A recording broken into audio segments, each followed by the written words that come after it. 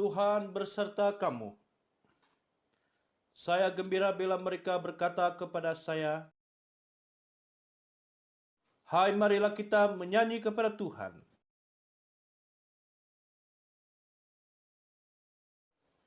Allah itu roh. Kemuliaan kepada Allah Bapa, Anak, dan Roh Kudus. Doa untuk kesucian bersama. Ya Allah yang Maha Kuasa, semua hati manusia terbuka di hadapan Tuhan. Semua keinginannya diketahui oleh-Mu, dan daripadamu tiada rahasia yang tersembunyi. Sucikanlah niat hati kami dengan ilham Roh Kudus-Mu, supaya kami boleh mengasihi-Mu dengan sempurna dan memuliakan nama-Mu yang kudus dengan selayaknya melalui Yesus Kristus Tuhan kami. Amin. Pujian Gloria bersama. Kemuliaan kepada Allah di tempat yang maha tinggi, dan damai sejahtera kepada umat-Nya di bumi. Tuhan Allah, Raja di surga, Allah dan Bapa yang Maha Kuasa, kami menyembah Engkau. Kami bersyukur kepadamu. Kami memuji Engkau sebab kemuliaan-Mu. Tuhan Yesus Kristus, Anak Tunggal Bapa, Tuhan Allah, Domba Allah, yang menanggung dosa dunia, kasihanilah kami. Engkau yang duduk di sebelah kanan Allah Bapa, terimalah doa kami. Tuhan sejala yang kudus, Engkau sejala Tuhan. Engkau sejala yang maha tinggi, Yesus Kristus dengan Roh Kudus, dalam kemuliaan Allah Bapa. Amin. Haleluya, mari kita memuji Tuhan. Kita bersyukur kepada Tuhan. Kita menaikkan ucapan syukur kepada Tuhan. Mari kita memuji Tuhan. Katakan, segala puji syukur hanya bagi-Mu Tuhan.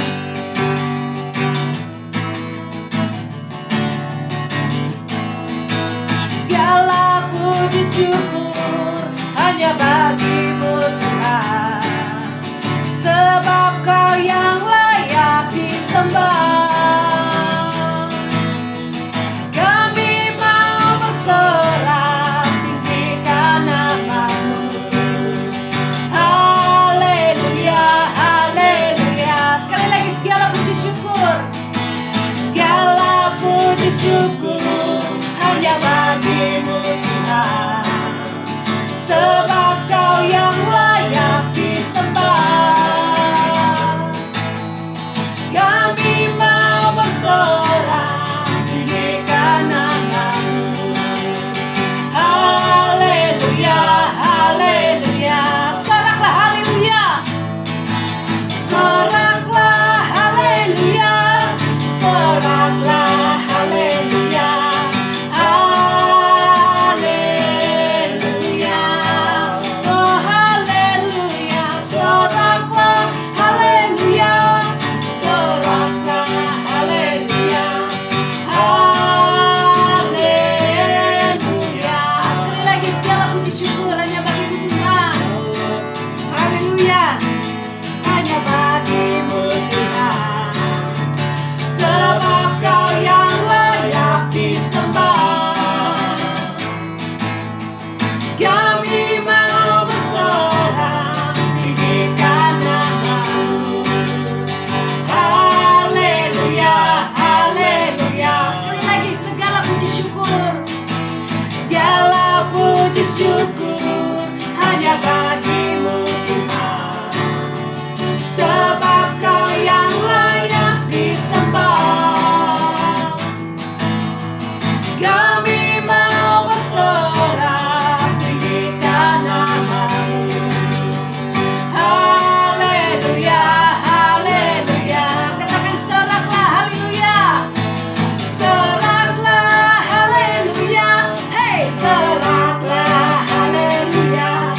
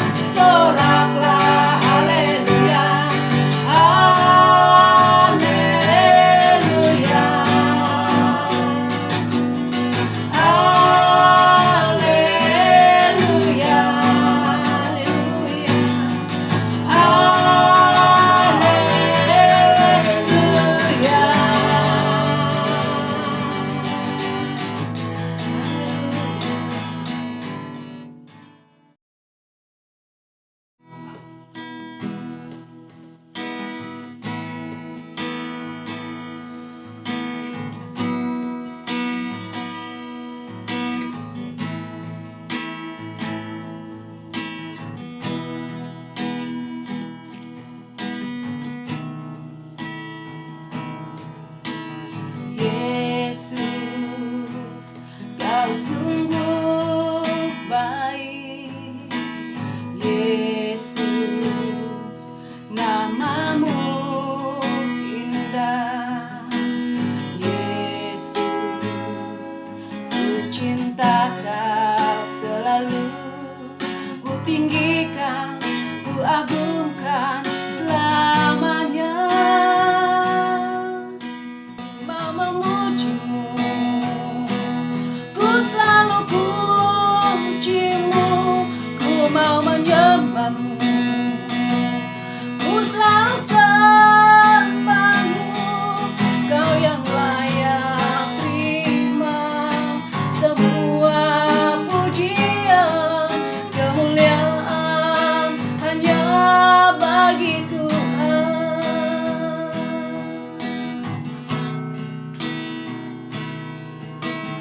Yesus, Kau sungguh baik. Yesus, namamu indah. Yesus, ku cinta Kau selalu. Ku tinggikan, ku agungkan selamanya. Yesus, Kau sungguh baik. Yesus, namamu indah. Yesus, ku cinta Kau selalu.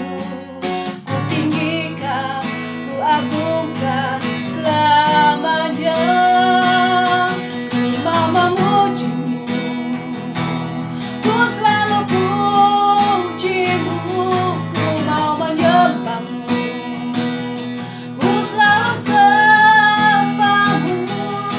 Kau yang layak terima semua pujian, kemuliaan hanya bagi Tuhan.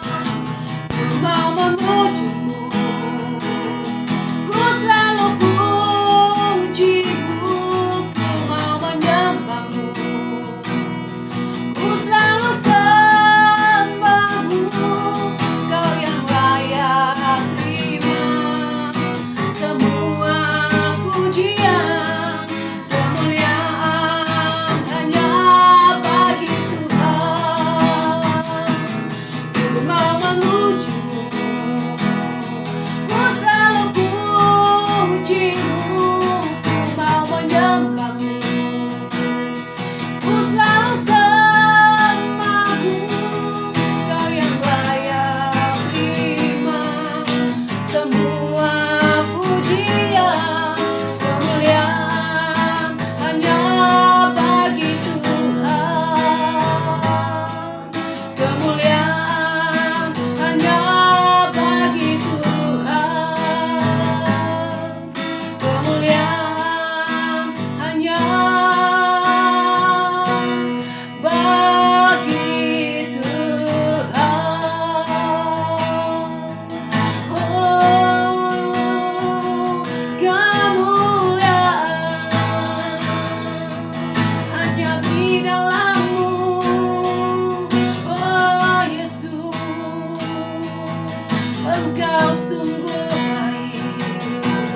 Oh Yesus.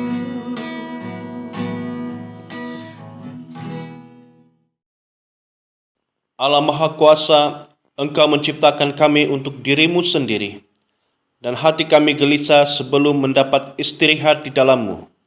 Ajarlah kami untuk menawarkan diri kami kepada pelayanan-Mu, supaya di dunia ini kami beroleh damai sejahtera-Mu, dan kemudian di dunia yang akan datang, kami akan bertemu dengan Engkau melalui Yesus Kristus Tuhan kami. Amin.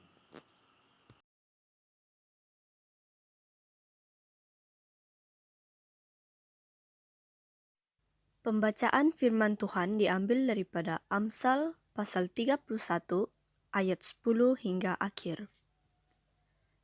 Amsal pasal 31 ayat 10 hingga akhir. Istri yang cakap, siapakah akan mendapatkannya? Ia lebih berharga daripada permata. Hati suaminya percaya kepadanya, suaminya tidak akan kekurangan keuntungan. Ia berbuat baik kepada suaminya dan tidak berbuat jahat sepanjang umurnya. Ia mencari bulu domba dan rami dan senang bekerja dengan tangannya. Ia serupa kapal-kapal saudagar, dari jauh ia mendatangkan makanannya. Ia bangun kalau masih malam, lalu menyediakan makanan untuk sesi rumahnya dan membagi-bagikan tugas kepada pelayan-pelayannya perempuan. Ia membeli sebuah ladang yang diingininya, dan dari hasil tangannya kebun anggur ditanaminya. Ia mengikat pinggangnya dengan kekuatan, ia menguatkan lengannya.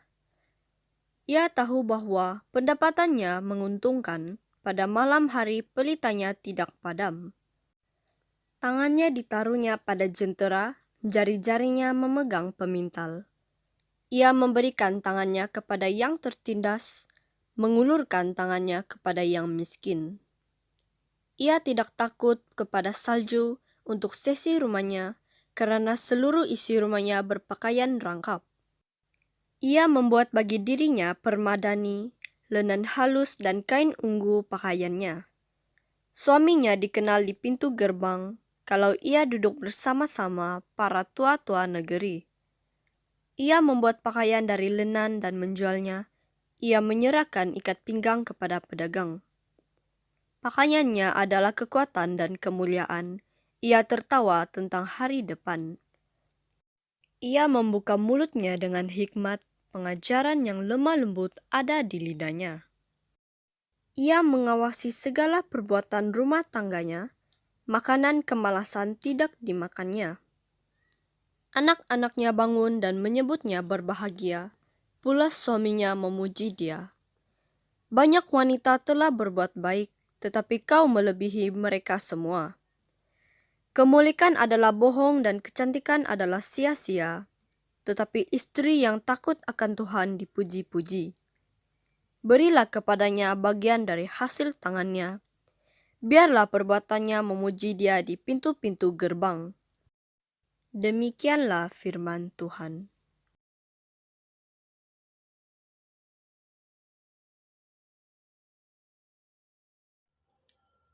Injil Kudus daripada Tuhan kita Yesus Kristus menurut Markus bab 9 ayat 30 hingga ayat 37.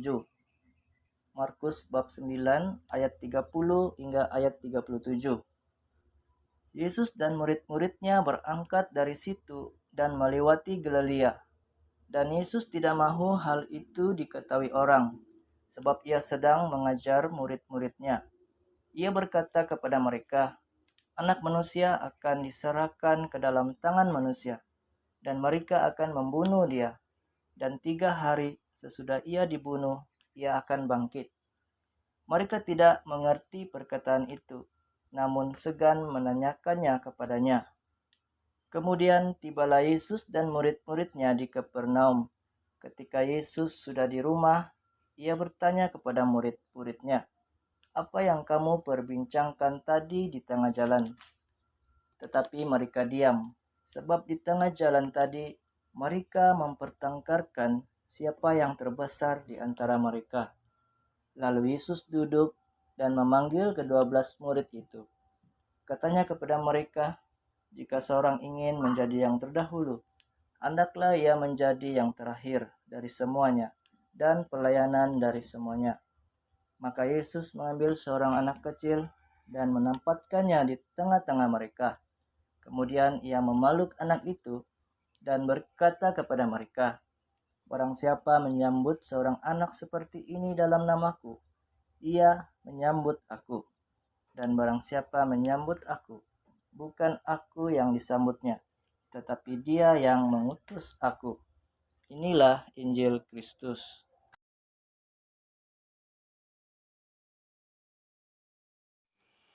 Salam saudara dan saudara dalam Kristus. Mari kita memuji dan bersyukur kepada Tuhan atas kebaikan-Nya di dalam kehidupan kita. Kita bersyukur karena kita berpeluang pada hari ini untuk menikmati ibadah bersama-sama. Secara khususnya kita akan mendengar firman Tuhan pada pagi ini. Mari kita siapkan hati kita untuk mendengar firman Tuhan. Mari kita berdoa. Bapa kami di surga, kami datang kepada Engkau Tuhan dengan penuh kerendahan hati. Ya Bapa di surga, kami bersyukur atas kebaikan dan kasih anugerah Tuhan dalam kehidupan kami. Pada pagi hari ini Tuhan, kami siap untuk mendengar firman Tuhan. Berkati kami semua ya Bapa di surga. Kami mau menyerahkan hamba-Mu yang menyampaikan kebenaran firman Tuhan pada pagi ini. Urapilah hamba-Mu dan juga semua jemaat Tuhan yang mendengar firman-Mu pada pagi ini. Di dalam nama Tuhan Yesus kami berdoa. Amin. Firman Tuhan pada pagi ini ialah motivasi yang benar mengikuti Yesus. Mari kita baca petikan firman Tuhan di dalam Injil Markus bab 9 ayat 33 hingga 37. Kemudian tibalah Yesus dan murid-muridnya di Kapernaum. Ketika Yesus sudah di rumah, ia bertanya kepada murid-muridnya, "Apa yang kamu perbincangkan tadi di tengah jalan?" Tetapi mereka diam, sebab di tengah jalan tadi mereka mempertengkarkan siapa yang terbesar di antara mereka. Lalu Yesus duduk dan memanggil ke-12 murid itu. Katanya kepada mereka, "Jika seseorang ingin menjadi yang terdahulu, hendaklah ia menjadi yang terakhir dari semuanya dan pelayan dari semuanya." Maka Yesus mengambil seorang anak kecil dan menempatkannya di tengah-tengah mereka. Kemudian ia memeluk anak itu dan berkata kepada mereka, "Barang siapa menyambut seorang anak seperti ini dalam namaku, ia menyambut aku. Dan barang siapa menyambut aku, bukan aku yang disambutnya, tetapi dia yang mengutus aku." Saudara dan saudari, pagi ini kita mau lihat dan belajar bersama tentang motivasi yang benar mengikut Yesus. Dalam cerita petikan firman Tuhan pada pagi ini kita menyaksikan bahwa para murid-murid Tuhan Yesus yang dikatakan mereka bertengkar tentang siapakah yang terbesar di antara mereka. Masalah ini akhirnya Yesus menyelesaikannya dengan beberapa pengajaran yang penting kepada murid-muridnya dan juga kepada kita pada hari ini. Ada beberapa hal yang penting untuk kita pelajari bersama pada pagi ini. Yang pertama ialah kepimpinan yang melayani. Mari kita lihat di dalam ayat 33 hingga 34. Kemudian tibalah Yesus dan murid-muridnya di Kapernaum. Ketika Yesus sudah di rumah, ia bertanya kepada murid-muridnya, "Apa yang kamu perbincangkan tadi di tengah jalan?" Tetapi mereka diam, sebab di tengah jalan tadi mereka mempertengkarkan siapa yang terbesar di antara mereka. Saudara dan saudari, dalam dunia kepimpinan, motivasi merupakan salah satu faktor yang memiliki peranan penting yang mendorong seseorang pemimpin untuk mencapai apa yang dicita-citakannya. Demikian juga dalam pelayanan kepimpinan gereja, motivasi adalah pendorong kepada seseorang pemimpin untuk berusaha mencapai keberhasilan di dalam pelayanannya. Di dalam ayat 33 hingga 34 ini kita mendapati bahwa para murid-murid Yesus bertengkar sesama mereka tentang siapa yang terbesar di antara mereka. Saudara dan saudari, rupa-rupanya Yesus mendengar pertengkaran mereka di tengah jalan. Kita melihat di sini bahwa murid-murid Yesus masih keliru motivasi mereka mengikuti Tuhan Yesus dalam pelayanan. Sedangkan mereka ini telah dipilih sendiri oleh Yesus menjadi murid-muridnya dan bersama dengan Yesus di dalam pelayanannya. Walaupun para murid-murid Yesus sudah lama bersama dengan Yesus, tetapi mengapa mereka masih tidak memahami sepenuhnya. Apakah motivasi yang sebenarnya? Mereka mengikut Yesus. Mereka juga dianggap tidak mengerti tujuan mengikut Yesus, yaitu memikul salib Kristus.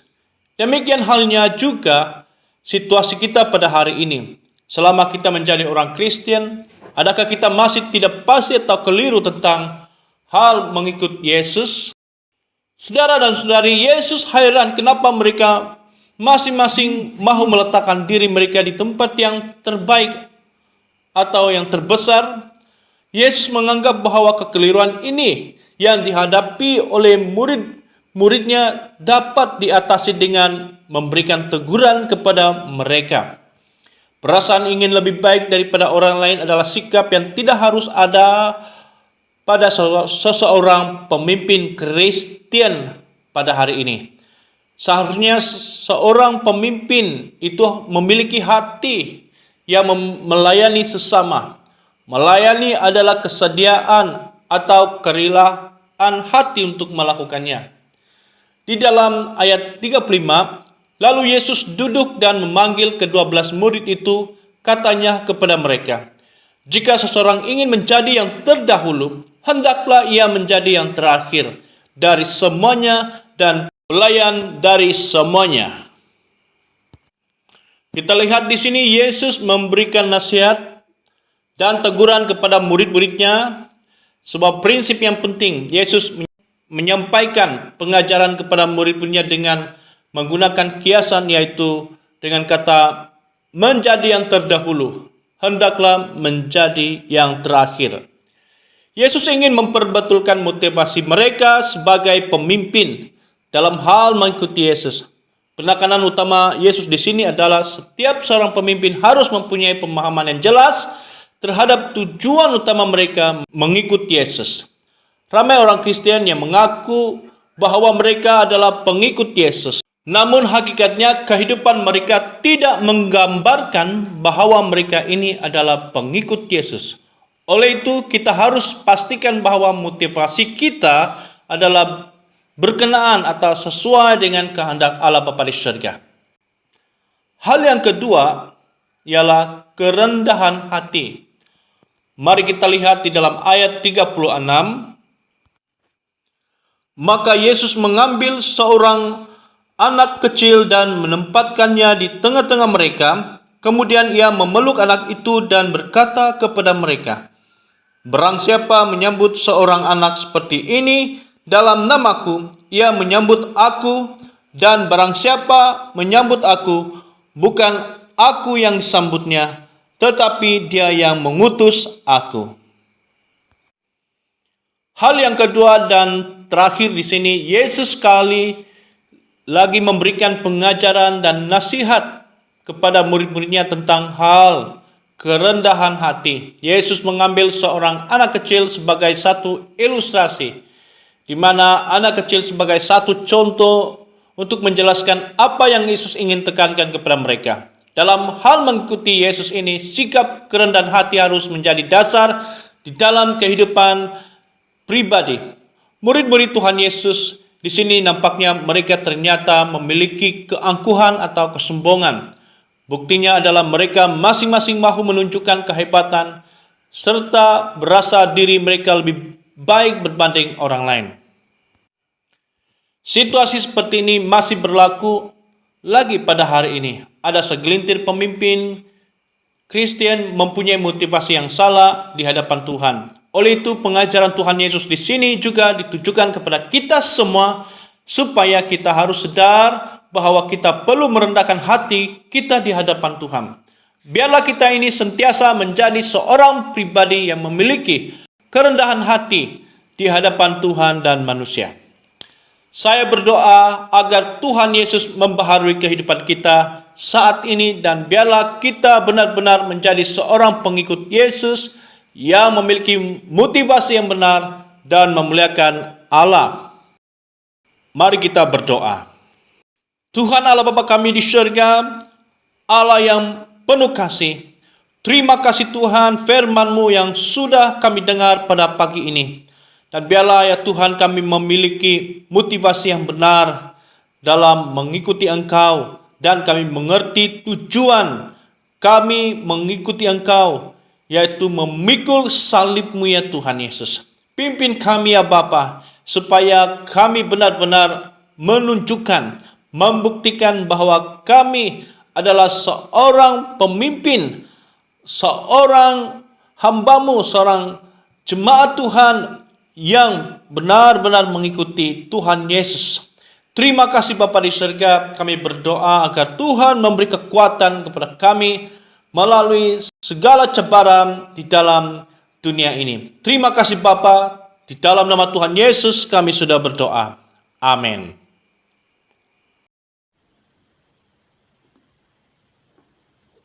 Jemaat Tuhan, mari kita mengakui iman Naisin bersama.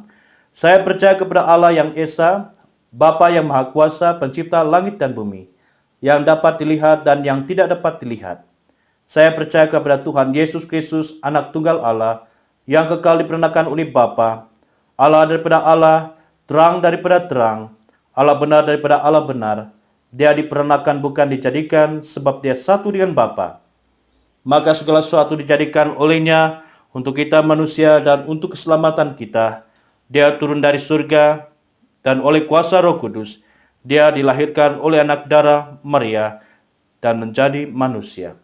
Karena kita dia disalibkan semasa pemerintahan Pontius Pilatus. Dia menderita, disiksa sampai mati, lalu dikuburkan. Pada hari ketiga dia bangkit pula menurut yang dinubuatkan dalam Alkitab. Lalu dia naik ke surga. Dia duduk di sebelah kanan Bapa. Dia akan datang kembali dalam kemuliaan untuk menghakimi baik orang yang masih hidup maupun orang yang sudah mati, dan kerajaannya tidak akan berkesudahan. Saya percaya kepada Roh Kudus, yaitu Tuhan dan pemberi hidup, yang datang daripada Bapa dan Anak, serta dengan Bapa dan Anak dia disembah dan dipermuliakan. Dia telah berfirman melalui nabi-nabi. Saya percaya kepada gereja sedunia yang kudus, dan daripada rasul-rasul itu saya mengaku satu baptisan akan mendatangkan pengampunan dosa. Saya menantikan kebangkitan orang mati dan kehidupan dalam dunia yang akan datang. Amin. Selamat beribadah kepada semua jemaat Tuhan. Terima kasih atas kesetiaan Anda mengikuti ibadah atas talian pada pagi ini. Mari kita mendengar berita gereja.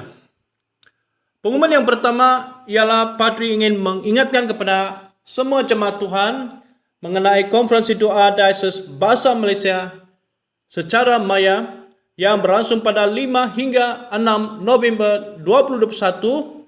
Tema Seruan Pengharapan 333. Yuran pendaftaran ialah RM30 termasuk baju t-shirt. Tarikh tutup pendaftaran ini ialah pada 10 Oktober 2021.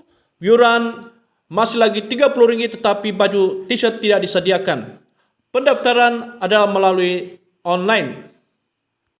Saya ingin mendorong kepada semua jemaat Tuhan untuk mendaftar konferensi doa Diocese BM ini. Yang seterusnya ialah tempahan buku yang bertajuk Hukum Segit yang ditulis oleh Dean Musa Ambai. Harga buku tersebut ialah RM20 sahaja. Bagi Anda yang berminat, Anda boleh membuat tempahan buku tersebut melalui Padri untuk Kuala Penyu dan manakala penginjil Francis di Membakut. Tarikh tutup tempahan buku ini ialah pada 27 hari bulan 9 2021 bersamaan hari Isnin. Yang seterusnya, dengan sukacitanya ingin melaporkan keuangan tabung dana pembangunan gereja Sumur Hidup Kuala Penyu. Puji Tuhan atas kesetiaan Anda memberikan sumbangan terhadap tabung dana pembangunan gereja.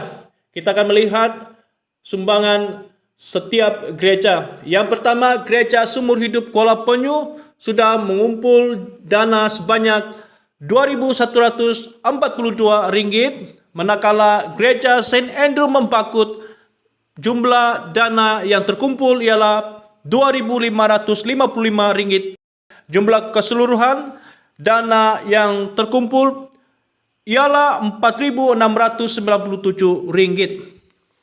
Oleh itu saya ingin mengucapkan berbanyak-banyak terima kasih atas sumbangan Anda kepada tabung dana pembangunan gereja.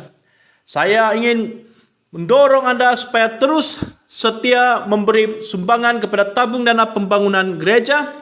Segala sumbangan Anda sangat dihargai dan Tuhan memberkati Anda. Yang berikutnya ialah Padri ingin mengingatkan kepada semua jemaat supaya terus memberikan sumbangan Anda kepada tabung vocation diocese. Mari kita memberi sumbangan kepada tabung ini untuk menyokong kepada pelajar-pelajar yang menuntut di sekolah Alkitab. Terima kasih, Tuhan kiranya memberkati sumbangan Anda. Yang seterusnya ialah program gereja, secara khususnya gereja Kolom Penyu. Saya ingin mengingatkan kepada semua muda-mudi, sel muda-mudi secara maya akan dijalankan setiap hari Minggu sebelah petang jam 3.30 hingga 4.30 petang. Saya ingin mendorong kepada semua muda-mudi, mari kita bersama-sama mengikuti sel muda-mudi yang dijalankan oleh gereja. Terima kasih atas perhatian semua jemaat Tuhan. Tuhan memberkati. Marilah kita berdoa seperti yang diajar oleh penyelamat kita. Bapa kami di sorga, dikuduskanlah namamu, datanglah kerajaanmu, jadilah kehendakmu di bumi seperti di sorga. Berikanlah kami pada hari ini makanan kami sehari-hari. Ampunilah kami akan dosa-dosa kami, seperti kami juga mengampuni orang yang bersalah kepada kami. Janganlah membawa kami ke dalam pencobaan, tetapi lepaskanlah kami daripada yang jahat. Kerana Engkaulah yang mempunyai kerajaan, kuasa, dan kemuliaan, sekarang dan selama-lamanya. Amin. Bersama Allah kekal Bapa kami yang di surga, kami mengucapkan terima kasih kepadamu yang telah menerima kami sebagai anggota-anggota hidup anak-Mu, Yesus Kristus penyelamat kami. Kami mengucapkan terima kasih kepadamu yang telah memberikan kami makanan rohani di dalam sakramen tubuh dan darahnya. Sekarang utuskanlah kami ke dalam dunia dengan damai, dan kurniakanlah kami kekuatan dan keteguhan hati untuk mengasihi dan melayani Engkau dengan sukacita dan hati yang ikhlas. Amin. Mari jemaat Tuhan, kita menerima berkat daripada Allah. Sentosa Allah yang melebihi pengertian manusia, memeliharakan hati dan jiwa kamu di dalam pengetahuan dan kasih Allah dan anaknya Yesus Kristus Tuhan kita, dan berkat Allah yang Maha Kuasa, Bapa, Anak, dan Roh Kudus, berserta dengan kamu dan tinggal serta dengan kamu sampai selama-lamanya. Amin. Pergilah dengan damai sejahtera dan layanilah Tuhan. Haleluya, mari kita memuji Tuhan. Kita bersyukur kepada Tuhan. Kita menaikkan ucapan syukur kepada Tuhan. Mari kita memuji Tuhan. Katakan, segala puji syukur hanya bagimu Tuhan.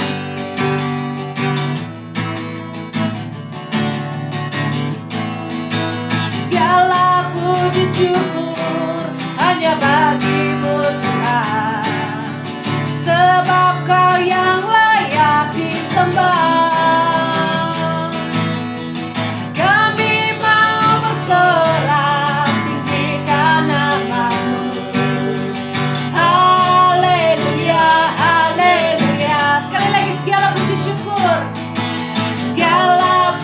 Syukur hanya bagimu Tuhan, sebab